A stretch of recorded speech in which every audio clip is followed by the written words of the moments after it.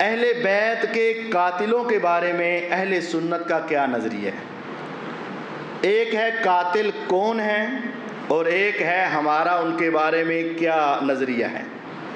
اہل بیت کے قاتل صحیح بخاری میں ہے، اہل بیت کے قاتل مسند احمد میں ہے۔ سیدنا عبداللہ بن عمر رضی اللہ عنہ بیت اللہ میں بیٹھے ہوئے ہیں، بیت اللہ میں ایک ستون پلر کے ساتھ ٹیک لگا کر کچھ لوگ آئے، کہتے مسئلہ پوچھنا ہے، کوئی مفتی ہے ادھر؟ ان کا وہ بابا جی جو بیٹھے ان سے مسئلہ پوچھ لیں۔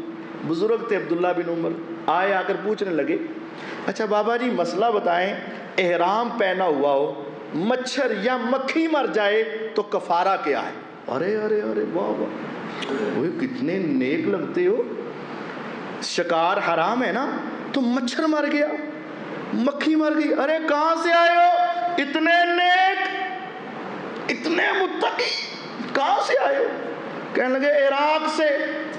اللہ کی لعنت عراق والوں پر، اللہ کی لعنت کوفے والوں پر، نواسہ رسول کو شہید کیا، تکلیف نہ ہوئی، مچھر مار جائے، مسئلہ پوچھتے ہو، نکل جاؤ، جاؤ نکل جاؤ، تمہیں مسئلہ بتانے کی ضرورت نہیں ہے۔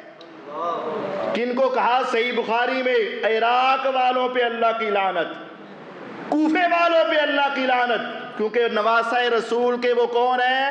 قاتل ہیں۔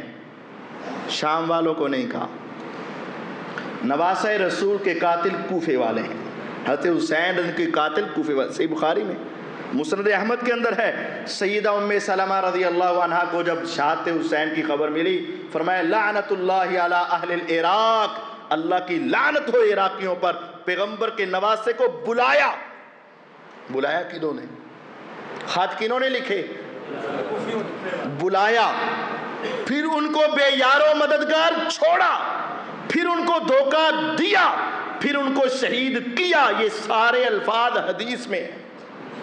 اللہ کی لعنت اہل عراق، وہ لعنتی لوگ ہیں۔ ہم کہتے ہیں اے اللہ، جو افراد اہل بیت کے قاتل ہیں یا ان کے قتل میں شریک ہیں یا ان کے قتل پہ راضی ہیں، اے اللہ ان کی قبروں کو قیامت تک آگ سے بھر دے اور ان کو جہنم کے نچلے گڑھوں میں بھیج دے اور پوری دنیا کی لعنت اس کے اوپر برسا دے، اور جو اہل بیت کے قاتل نہیں ہیں ان کے اوپر اتنی ہی اپنی رحمتیں برسا دے اور ان کو اپنے مقربین میں شامل فرما لے۔